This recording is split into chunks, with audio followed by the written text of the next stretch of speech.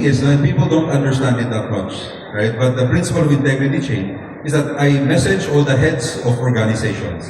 And at that time, on September 30, 57 presidents of business organizations, civil society, academia, right? All came together. Right? 57 came together in Asian Institute of Management, and they all witnessed and wanted to sign up on the integrity chain. So the principle of integrity chain is simple. It is that we had to pilot it first. All foreign assisted projects, when the flood control scandal erupted, a lot of our foreign aid, our sponsors, they said, if our money that we're helping the country is going to be in the pockets of your government leaders, we will not support you anymore.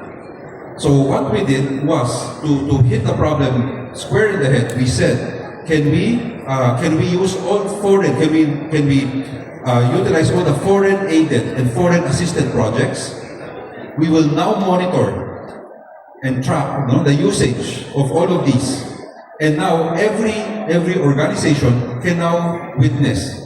Some can validate, so not blockchain validate, but to validate that if it's being used or is it being used properly, is it really done or not done? No? So that's why 15, it was so easy. I did realize that it take me one Saturday to message all the heads of organizations, and they said, count me in. And we did that on a Tuesday.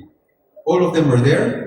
Secretary Vince was there, right? And you have ADB, World Bank, JICA, all of the foreign funders, the ICT, Henry was there, right? And they're saying we're here to support the creation and the utilization of the chain, right? And then fast forward, after September 30, I'll turn it over to Ida. We've done a lot of stuff already during that. We have, you can tell them about our GC Viber. It's really a working GC. It's quite active Viber group. So basically what happened after September 30, may I just quickly backtrack a little bit, no? Because it was around about April, May when President BBM mentioned about the flood control scandals. And in the same month, Mayor Benjamin Magalo also had some announcements about proof na this time about the corruption. And in June of 2025, it was now Senator Bam speaking about blockchain and the strong possibility of curbing corruption. And come September, there was a parallel discussions on the Cadena Bill, where it was called the blockchain bill then, and as well as the integrity chain. Nauna lang ang integrity chain, just in terms of implementation, because there was a request by DPWH, help us how this works and make us appreciate it how it can help. And happy to advise, as mentioned, after September 30 of the 57 organizations, we're talking about the Filipino Chamber, we're talking about the Management Association of the Philippines, Institute of Corporate Directors, ISA, FIDEC, Sheriffville, you name it, the business groups. Filipino Chinese community. Yes, really gung-ho in helping curb corruption. So with that, we had this idea and we started looking into roles, and we had a lot of hiccups, mind you, because you have all these intelligent people putting in their suggestions. So happy to advise that in February 10th of this year, we finally went live, and instead of the original plan of validating a project, what we did to the conveners, i.e. the organizations, instead they're looking at and commenting, and they have the opportunity of checking documents, as well as we connected it to the satellite so they can actually see projects. So in the future, what we're trying to do is two things. One, in terms of documents, that indeed it's auditable, transparent, and indeed that it's the right documentation by the use of blockchain, and where conveners come in. I could explain that a little bit later on. Correct. But of course, Ida, you can also add, we're very thankful also to Bionic Chain, right? Our partners for the initial stage for really helping us launch this. Go ahead, you want to say? And people always say, parang we feel very strong, we are very passionate about Very this. passionate. Kasi dapat doon namin nakita Alam mo, I hope, and we're going into the government and the governance side of it, na governing a country is not by government alone. Right? It has to be a whole, what we call whole of nation. Di ba? Lahat tayo. So that's why even as, sorry, I'm wearing the hat of the Management Association in this, no? As Management Association, we feel very strongly that the CEOs, the leaders of business, should work with government, should work hand in hand. So hindi pwede yung, ang tawagan namin, in the ASEAN, NATO, NATO, NATO, di ba? No action, talk only.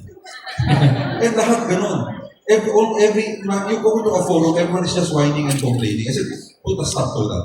Correct. I think also, Donald, we just wanted to share to everyone. We're not even saying, even now, that this is a solution. Parang when Donald launched this, really, let's just try it. Maybe this could be a solution, maybe, or part of the solution. So we're just then, when Secretary Lim said, okay, let's do it. With Secretary Henry. Then again, as Ida mentioned, that we have a very active working group, no less than how many from the DPWH is there? Are there? Dami. My God, I cannot follow the thread More already. than 30 plus. Right. We have a working government. They just also need help, just like us. I'm not saying that the private sector is perfect. But I guess it's really like hand in hand to make this work.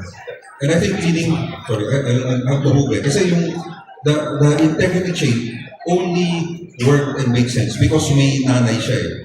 Actually, mas bayani chain. Actually, USEC. Correct. CBM. Which is- Sila kasi yung proof eh. Correct. So, perfect. So, scripted. Wala na hindi. USEC, that's actually my question. My first question, since USEC Lane is not yet here, but probably Ida and Donald can answer. If you can share with everyone the experience of the Department of Budget and Management with respect to the use of blockchain and the role of DBM in the integrity chain. USEC. We actually started discussing this with the Blockchain Council of the Philippines way back in 2023. I remember it was also the 2023. Blockchain Week, and we wanted to find ways. We know how blockchain technology works and how it is very useful for immutability. And the use case that we have in the department was there are a lot of fraudulent documents that being floated around. Let's say for the special allotment release orders, for notice of cash allocations. Most of the time, if you go local or if you go to respective government agencies, these are being used as more of a trade document, like they use it for transactions or promises and stuff like that. And majority of the time, they're fraudulent. So we wanted to have that specific use case for blockchain. And another thing is that when we digitalize our action document release system or ADRS, it was difficult for our workforce to use it as or to authenticate it in court proceedings, because we had to go to the court and then verify or authenticate or say that yes, this document actually came from us, even if it's done electronically. So what we wanted to do is for a facility where the courts can in the future recognize that immutability layer for court proceedings. Because that is the proof that for a certain controversy or legal controversy that the public funds were used in that case. And with that process, there's a lot of digitalization, process optimization that happened because we had to virtualize and digitalize our public finance information. So in a way, we prepared the way, or we made the system interoperable and open for future integration, and that's what Donald was earlier pertaining to at when he said that the mother of that the integrity chain is the SARO NCA, because for every public work project, it has to have a SARO. and notice of cash allocation, NCA. That actually proves, that link proves that this particular transaction is a legitimate government transaction. Now, that's the DBM to DPWH layer. What integrity chain does is on verification or validation that these projects actually exist or being done or there's a certain level of progress, and that's how the integrity chain is.